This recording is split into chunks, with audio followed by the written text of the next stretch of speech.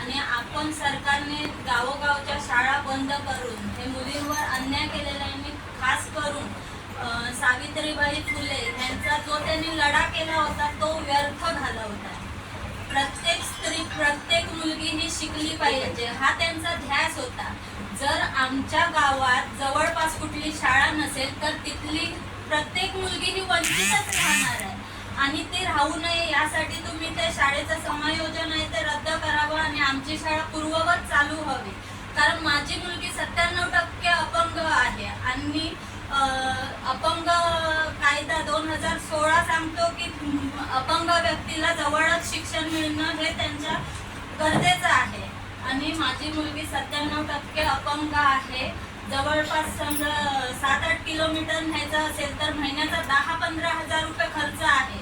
तो करणार कोण? आणि तो करून सुद्धा आज आमच्या मुलींना आम्ही लांब पाठवलं तर आज 3-4 वर्षाची मुलगी सुरक्षित नाही, त्यांच्या सुरक्षेची हमी घेणार कोण? म्हणूसाठी आमची शाळा गावातच सुरू राहिली पाहिजे हा आमचा सर्व पालकांचा निर्णय आहे.